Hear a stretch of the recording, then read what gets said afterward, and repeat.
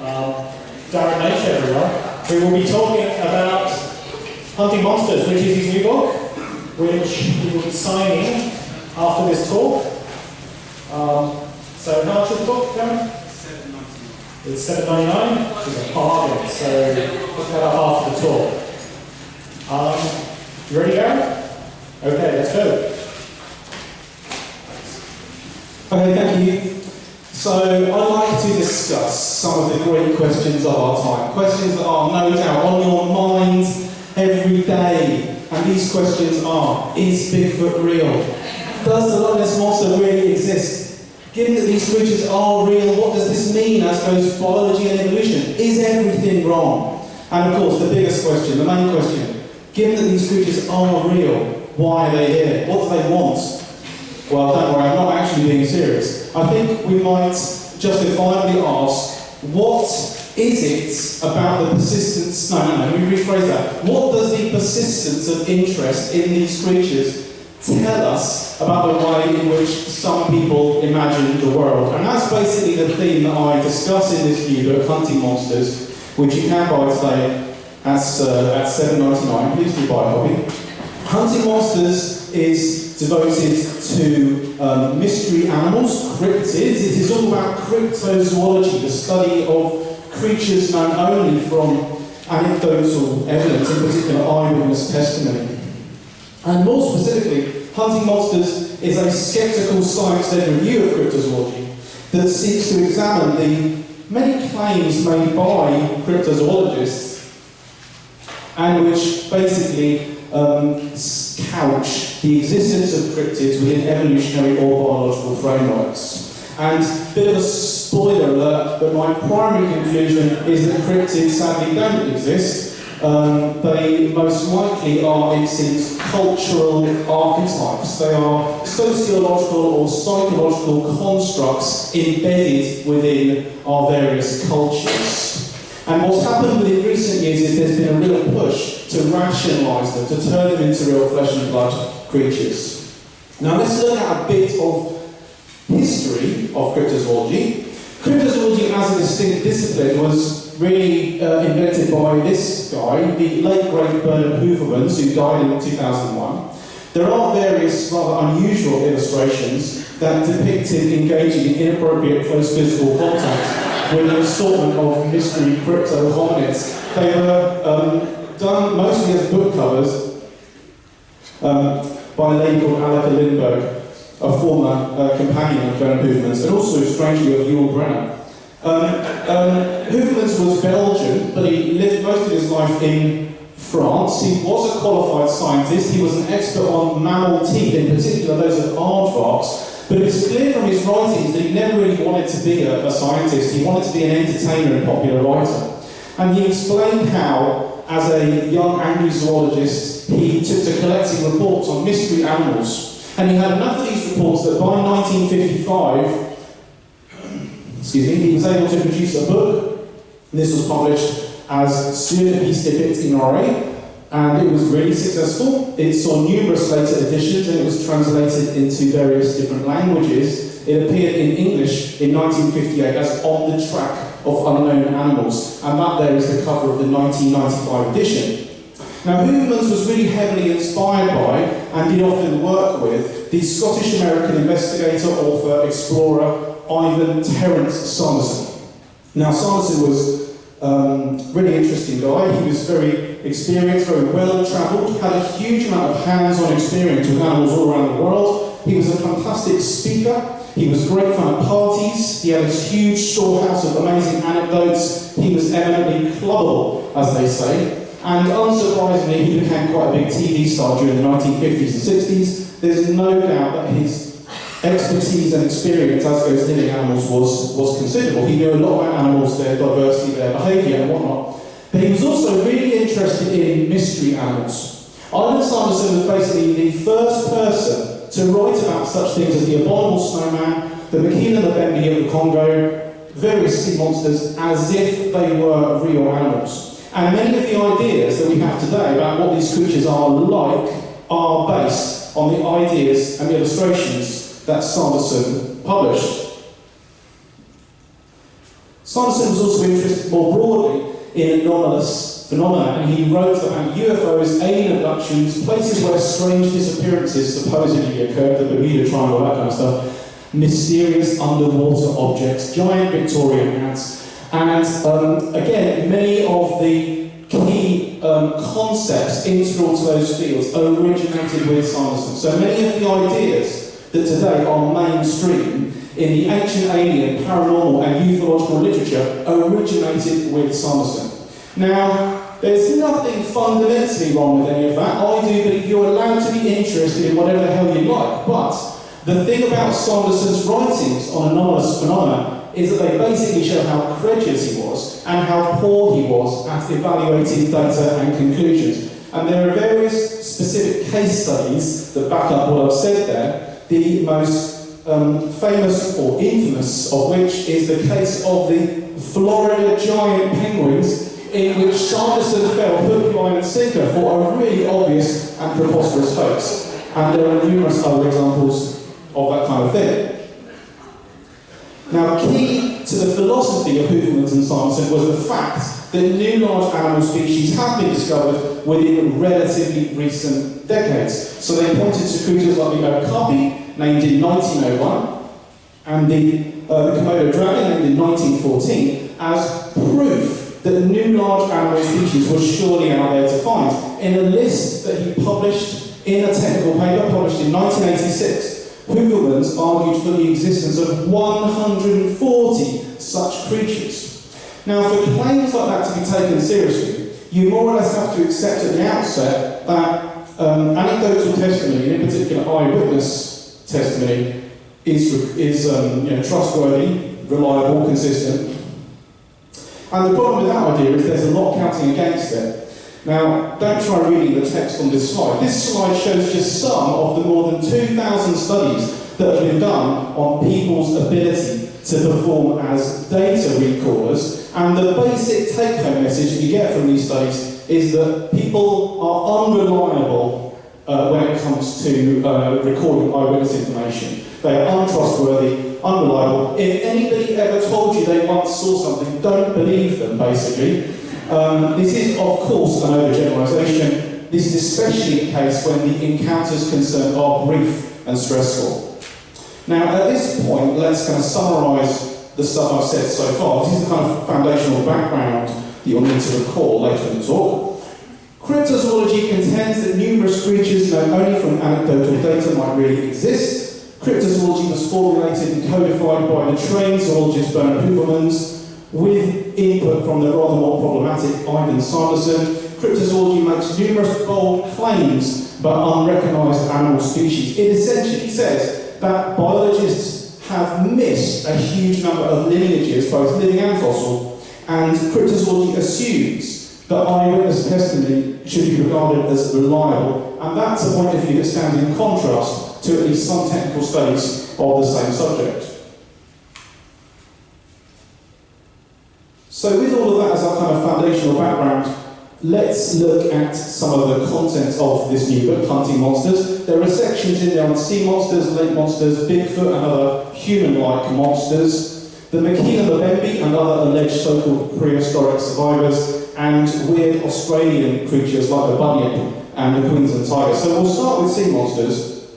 Now, of course, the idea that there might really be new species of large animals out there to find in the oceans, that's not a ridiculous idea. Many biologists would take this quite seriously. It's verified by the recent-ish discovery of various new whale and shark species. But the cryptozoological contention is that the various stories and eyewitness tales that describe fantastic giant sea monsters, the contention is that they also describe as yet unconfirmed real actual flesh and blood species.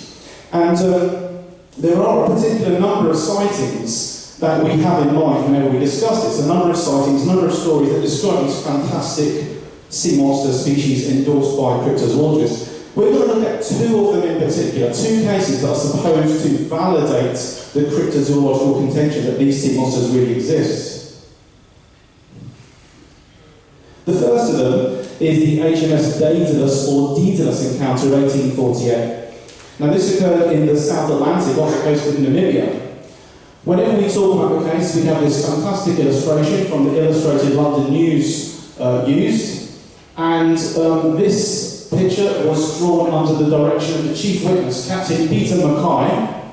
He described this giant, long-bodied, blunt-headed, dorsally dark creature, and it doesn't seem to match anything we know. Surely this shows that people have indeed seen creatures as yet unknown to science. However, immediately here we come to that issue of eyewitness reliability, because there's a second depiction of the same event, and this depiction wasn't produced under the direction of the witness, it was produced directly by the witness themselves.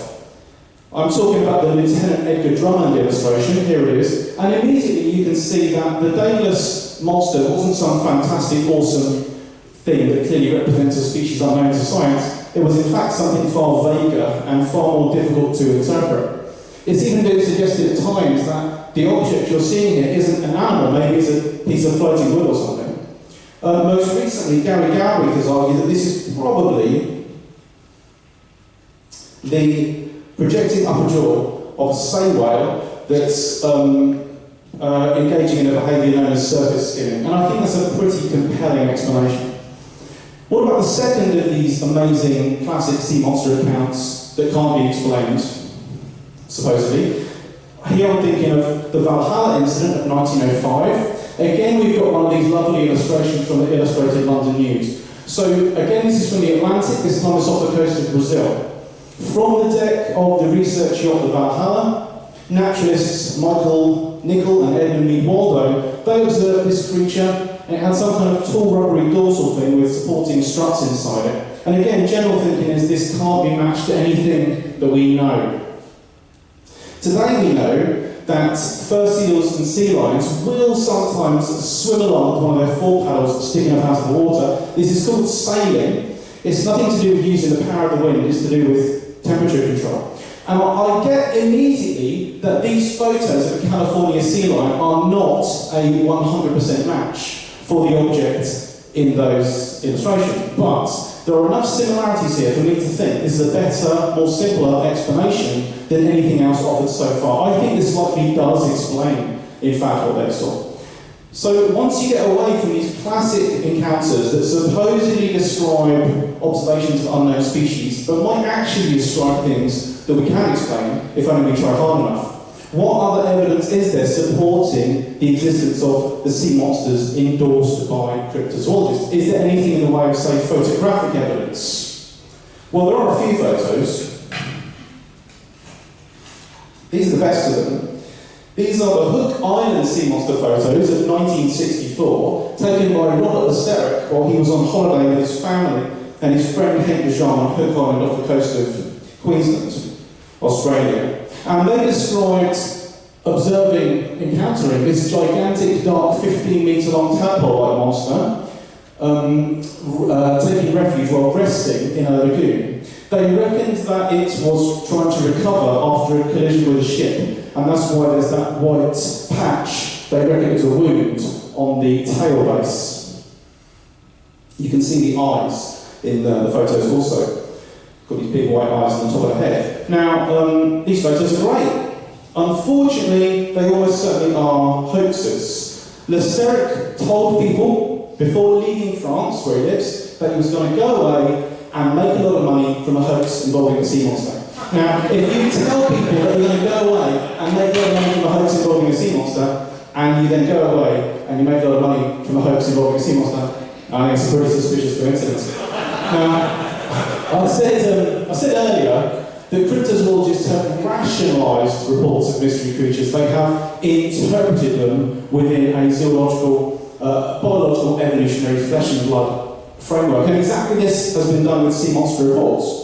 So during the 1950s, Bernard Heuvelmans analysed hundreds of sea monster reports. He didn't actually collect them himself. He examined the archive compiled by a previous researcher, the Dutch biologist Anton Cornelius Oudemans. So here you have Heuvelmans examining stuff in the Oudemans archive. Heuvelmans was very good at looking deadly serious in photos. And what Heuvelmans did is he scored the more than 350 reports on the basis of described behavioural, anatomical and geographical traits. On the basis of those traits, he then grouped them into sets. And he said how, to his surprise, they grouped into 9 distinct sets, representing 9 distinct sea monster species, which you can see depicted there in that illustration by my colleague Cameron McCormick. Now, for a while, it was thought that Hoovermans had actually done a good job, that he really had used logic and scientific thinking to extract a valid biological signal from the sea monster literature.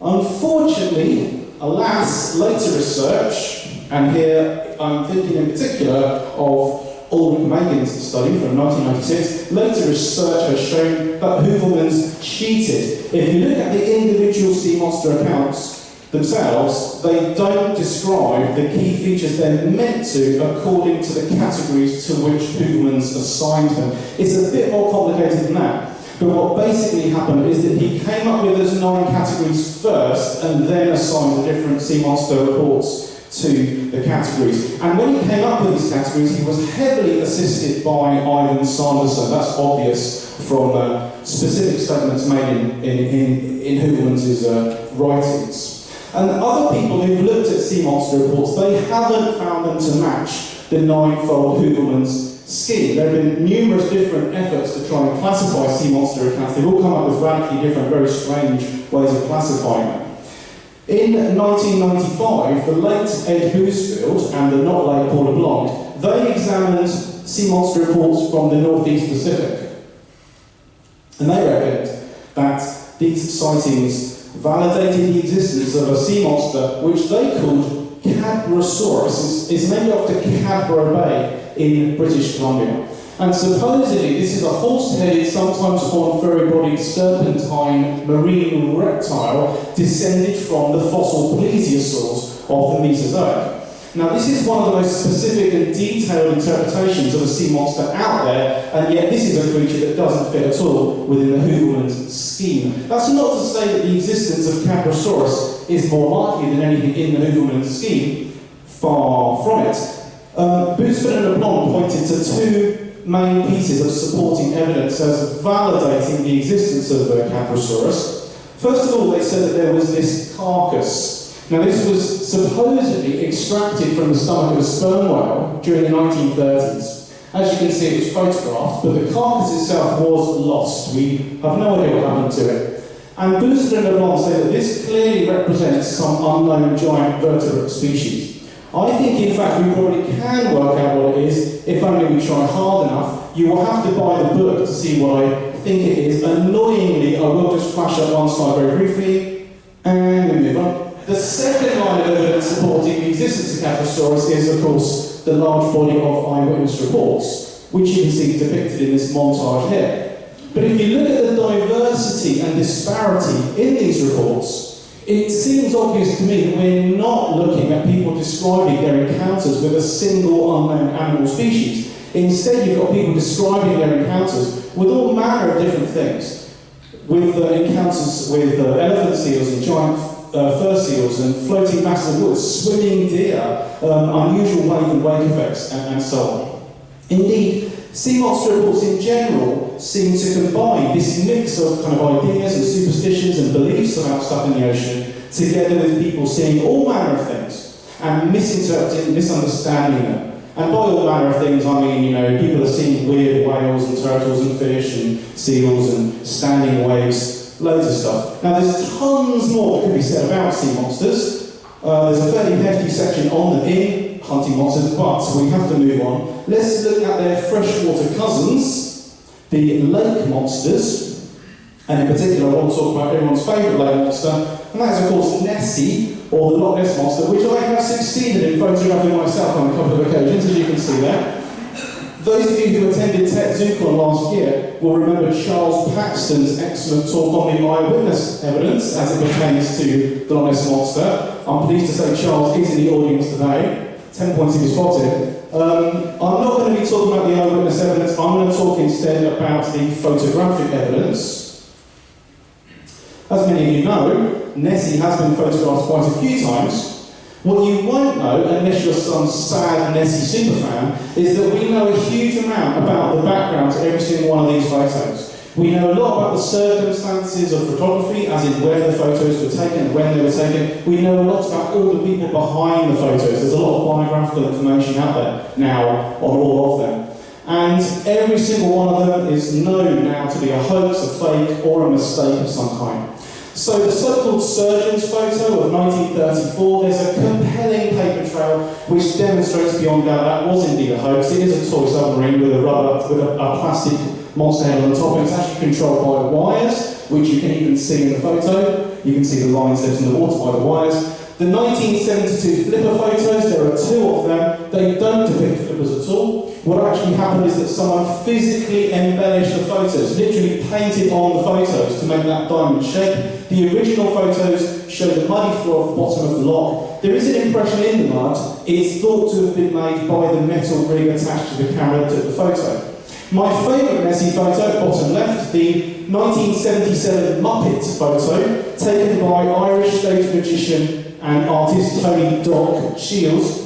And there's a lot of reasons for thinking this is a plasticine model. Shields is associated with a whole load of monster hoaxes, and they've all turned out to be plasticine models.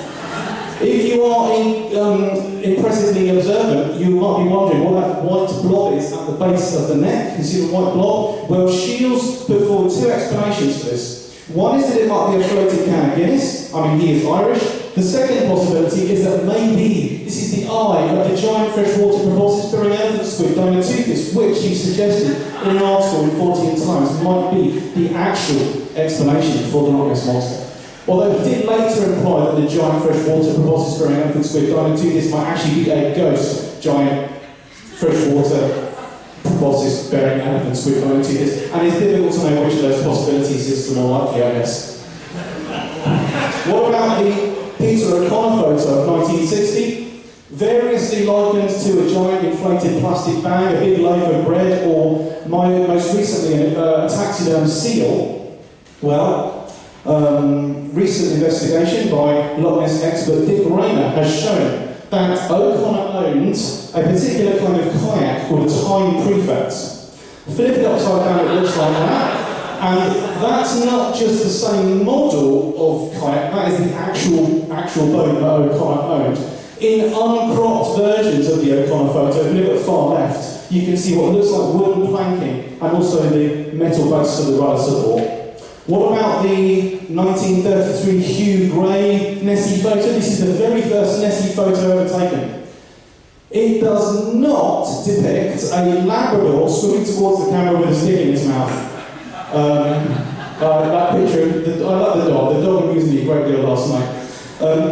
I am pretty certain, in fact, this actually is a double exposed image of a swan, although not a mute swan, as shown in the illustration I had done for hunting monsters. Instead, it seems to be a hooper swan, which is a far rarer animal at Loch Ness, and if you saw one, you probably would take a photo of it. We think he took the photographs and then afterwards, and that looks a bit like a monster. Now, Loch Ness is not unique. There are hundreds of other lakes, particularly in the northern continents of the world, that are supposed to be home to Nessie-like monsters. But these creatures, they're really elusive, they're hardly ever photographed. And once you move away from Loch Ness, there's only really one good lake monster photo. It's this one. This is the Mansi photo of 1977, taken by Sandra Mansi at Lake Champlain. So that's on the borders of New York and Vermont. The original photo is in colour. This is normally taken to be a plesiosaur-like or sauropod-like animal. However, I'm one of several researchers, I've been saying this since 2001, I think this is an animal-like mass of wood, which is exhibiting animal-like behaviour, as it is turning and rotating, as it's being moved along in the very fast-flowing current that is present specifically at this particular part of the lake. And if you zoom into the photo, you can see various lumps and bumps around the object that kind of destroy that tidy animal-like shape. Decades of substantial effort involving underwater photography, sonar, submersible vehicles, lakeside visuals, they've all failed to produce the evidence that we should have by now that would support the existence of the lake monsters endorsed by cryptozoologists. But what's been noted by folklorists in particular, is that these stories and sightings describing giant predatory horse-headed lake monsters, they go hand in hand with a set of other ideas. So the lakes that are supposedly home to these creatures are also supposedly inhabited by gigantic, frightening fish. The lakes are said to be bottomless, they are said to be home to inexplicable whirlpools, and they're said to never give up their dead. And the fact that you've got these details that kind of go together, this suggests really quite strongly that there's a meme, there's kind of an idea that's travelled through culture that is attached to this lakes of this particular kind. And this meme appears to have changed over time, and it also has moved around the world with particular people. That's an assertion based on the fact that European-style lake monsters migrated to eastern North America, in particular Quebec, as described by Michel Merger in his 1988 book, Lake Monster Traditions. The rationalised efforts to interpret lake monsters as real has seen them interpreted most frequently as giant, long-necked seals or as modern-day highly modified plesiosaurs. But if you're going to support these ideas, you have to indulge in a colossal amount of cascading speculation. For example, if you want lake monsters to be living plesiosaurs, well then you have to come up with some explanation about the shape of the fossil record. You have to explain why there aren't good plesiosaur fossils that are known for the past 66 or million years. Then you have to explain why these modern-day lake monsters don't really look like plesiosaurs as we understand them from the fossil record. Then if you're going to do that, you have to explain various aspects of the natural history, the lifestyle, the ecology, and so on and so forth of these monsters. In short, you have to come up with an increasingly elaborate cascading sequence of speculations. It's very easy to scrutinise and criticise very heavily these kinds of arguments. This has been done in the cryptozoological literature quite a bit. And in view of this huge amount of speculation, cryptozoologists within recent years have increasingly turned to alternative explanations. Most popularly, that lake monsters are in fact gigantic eels or are misplaced Wells catfishes. The problem with these ideas is that, there's the thinking that they're still nice and safe and based on flesh and blood animals instead of like a cultural interpretation, but they do still involve a huge amount of speculation. And they're still based on the idea that people surely must be describing encounters with animals. And the point is, they just may not be. We don't need a strict biological explanation at all for lake monsters, given that people are culturally primed to see lake monsters at these specific lakes. They exhibit what's known as expectant attention. You go to these lakes that have got that list of features I mentioned, and there's this idea that you'll see a thing, and that thing should be interpreted as a monster. People see all manner of things at these lakes, and they think of them as monsters. Now again, there is tons more that could be said about lake monsters, fascinating subject, but we'll move away from aquatic monsters and look at something entirely different. Let's look at anomalous primates or cryptohominids. I've got a good section, we've got a long section on them. I think it's good, you might, I don't know. A long section about them in hunting monsters. So Bigfoot, Yeti, Almas, Yowie, these various human-like creatures reported from around the world.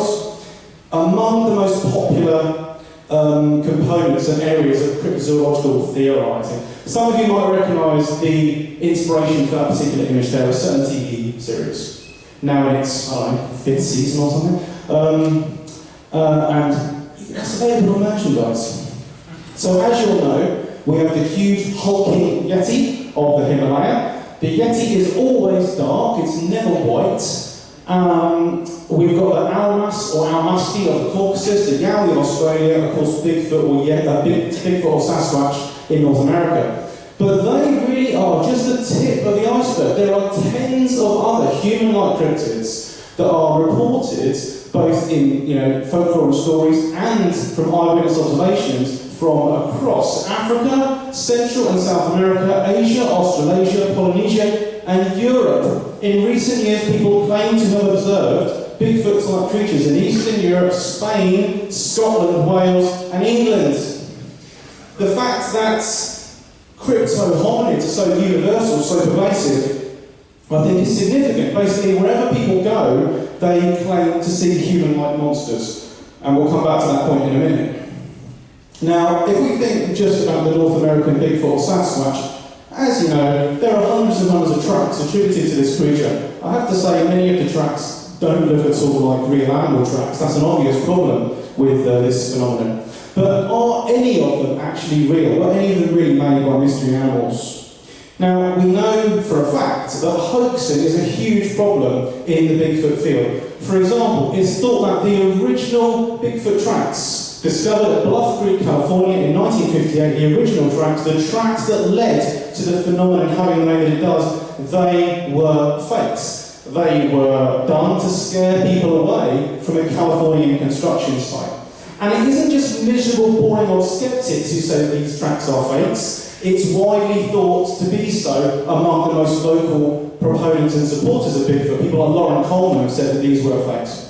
The late Grover Krantz, looking rather angry in the picture at top right there, he was an anthropologist based at Washington State University who basically staked his career on the reality of Bigfoot. He said that there were a bunch of tracks that were gold standard tracks. He said that they exhibited a list of anatomical features that meant no way could they be faked. They absolutely were anatomically genuine, and there were a list of tiny little anatomical details, he said, which demonstrated their authenticity. Alas, those particular tracks were fakes. The person who faked them later came forward to say why he faked them. He did it to make Krantz look like an idiot, and how he faked them, and this person even listed the specific tiny anatomical details that Krantz had been so impressed with. Unfortunately, at the moment, we don't have any evidence pertaining to Bigfoot and other crypto hominids that is at all compelling. At this stage, there should be something that's convincing and it isn't anything. So if you want to be sceptical, if you want to analyse things properly, and you should want to be sceptical, you should want to analyse things properly, there's nothing out there at the moment that withstands appraisal, which is kind of sad. I wish Bigfoot were real, but there we go.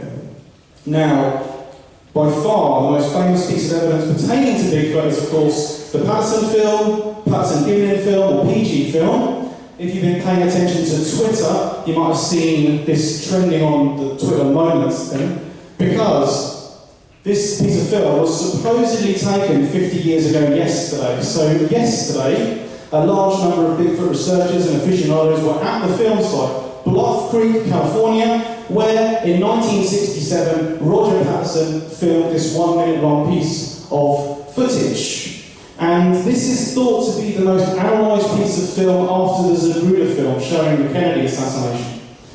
It's widely regarded by Bigfoot supporters and aficionados as compelling, if not incontrovertible evidence of the creature's existence, and it's widely thought by skeptics to be a fat guy in a suit.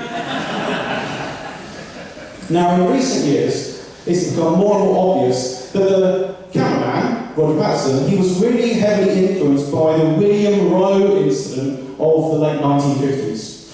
Roe's story comes from Canada. It supposedly occurred in 1955, but he didn't come forward with it until 1958, until after Bigfoot had become a cultural sensation due to those tracks discovered in Bluff Creek, California.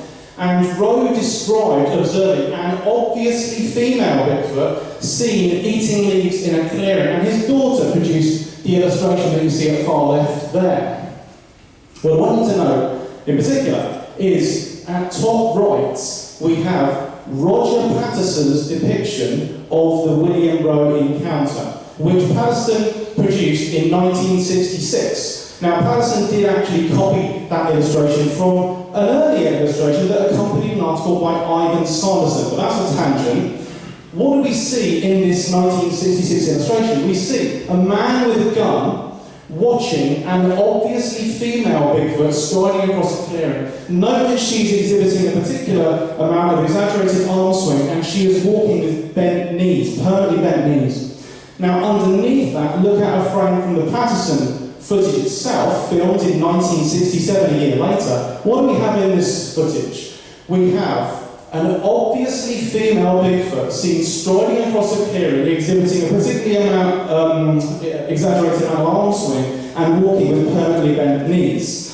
Roger Patterson is the cameraman, but at his side is his friend Bob Gimlin, who, he said, was keeping his gun trained on the creature in case it, rushed them and was a danger to them. The number of similarities between the 1966 drawing and a 1967 piece of footage, it's impressive. There's a lot of similarities there. This isn't my idea.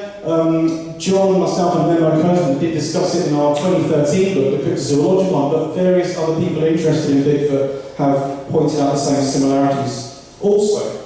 Now, according to some people, and at the moment the most vocal of them is model maker, special effects artist Bill Munns, according to some people, the creature in the Patterson footage, who is these days affectionately known as Patty,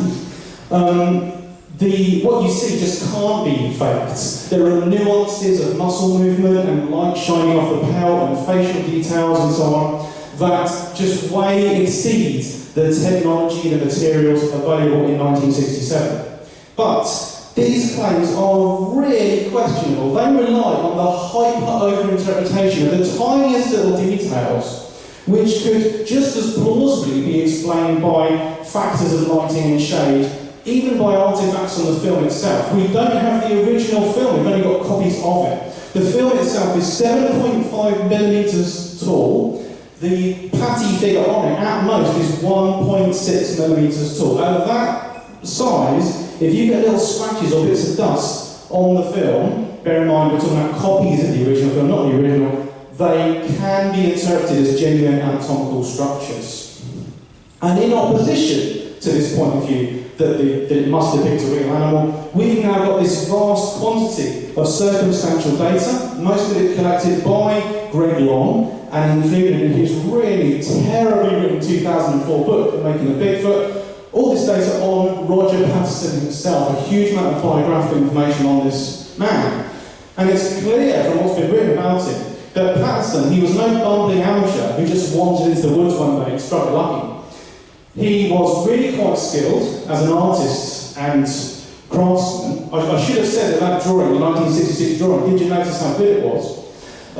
He had a long-term interest in using Bigfoot as a way of making money. Loads of Bigfoot-related schemes were devised during his life, and he also spent most of his life basically engaged in various get-rich-quick schemes.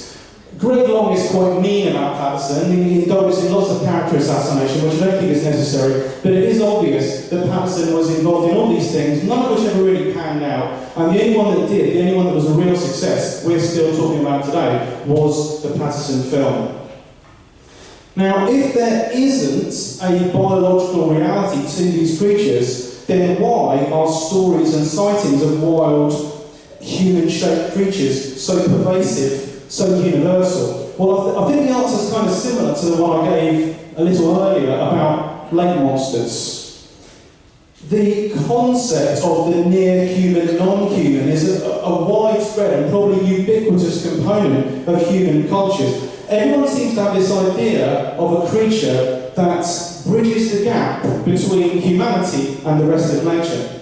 And human-like creatures are also a special case because we know, you will verify this yourself, we know that we are programmed to see the human face, the human shape in everything we look at. This is verified all the time by pareidolia.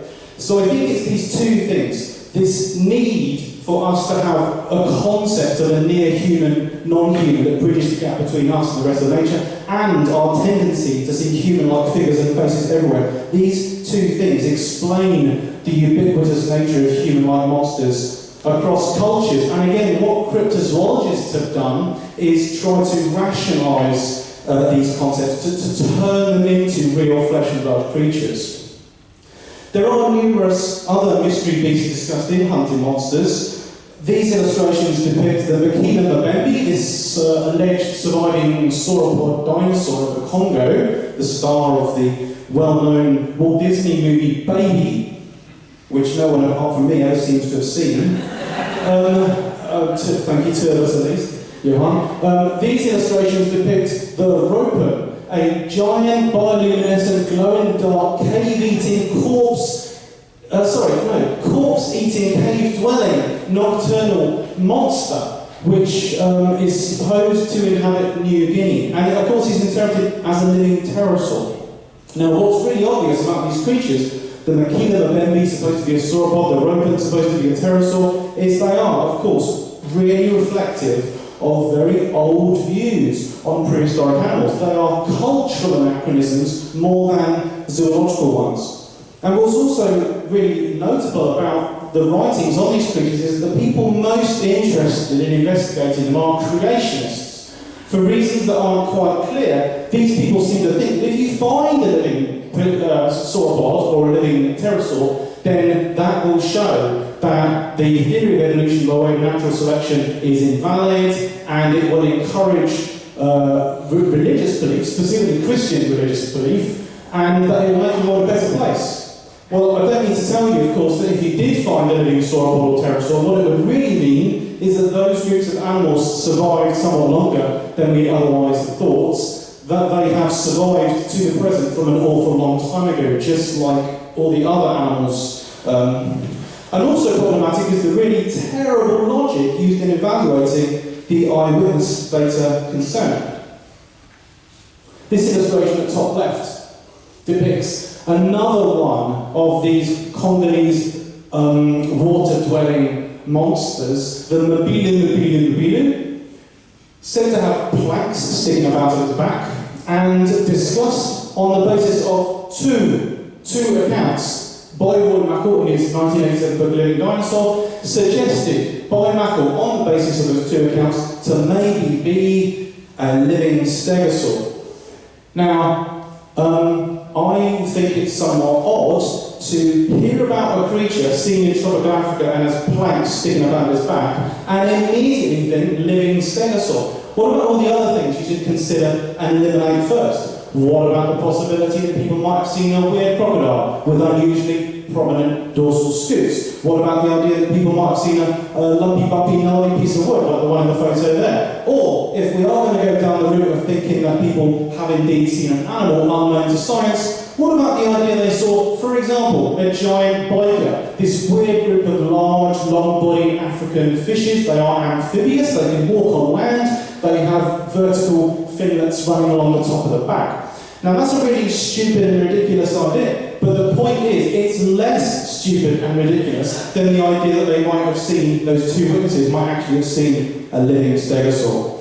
And on that note, I want you to imagine the world as it's apparently seen by some cryptozoological literalists. According to these people, the world is full of a huge number of as yet undiscovered large animal species. Remember, in 1986, Bernard Hoovermans is supporting the existence of 140 such creatures. Now, you've all heard about Bigfoot and living sauropods in the Congo and living pterosaurs and whatnot, but what about the mer beings, as endorsed by Lauren Coleman and Patrick Quee in their book The Field Guide to Bigfoot, Yeti and Other Mystery Primates Worldwide?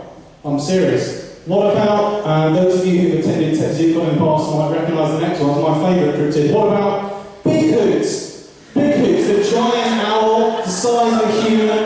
It haunts the forest of eastern North America. It disguises itself in the daytime by looking like a giant piece of wood, as endorsed by the late cryptozoologist Mark Hall. Now, this flesh and blood literalist school of cryptozoology, initiated by Hoovermans and Sanderson, it requires the existence of this cascading pyramid of inferences, in which you accept to start with that eyewitness tales and accounts are valid. That's your bedrock, and you then build on top of it, coming up with an increasingly elaborate cascading series of speculations that allow you to come up with ideas on, for example, how your mystery creature fits into the evolutionary tree, how it fits into food webs, what its ecology is. In short, you are indulging in a colossal amount of unsupported speculation that doesn't have any data from elsewhere backing it up. Basically, you are left looking like a non-credible thinker. You're not working like someone who's supposed to be analysing things scientifically. Now, none of this totally eliminates the possibility that new large animal species really do await discovery. I can understand that what I've been saying in this talk seems quite negative, but it remains at least plausible that some of the creatures promoted by cryptozoologists might really exist. I really hope some of them do, but there is a more interesting story here, and it's one that really hasn't been discussed all that much. I've made it clear throughout the talk that I don't think cryptids do exist as real flesh and blood undiscovered animals, but they evidently still do exist as kind of psychological, non-corporeal entities. They are, as is demonstrated by the fact that they've proved pervasive, long-lasting, really resistant to efforts to debunk or destroy them. They seem to be an almost unshakable and deep-rooted part of our collective psyche, of our different cultures, and maybe even of the human condition itself. And if you take anything away from this talk, it's that point. It's that these monsters, these mystery creatures, are a really deeply embedded part, maybe, of what it actually is to be human. And I think that's a really interesting and significant claim. Thank you very much.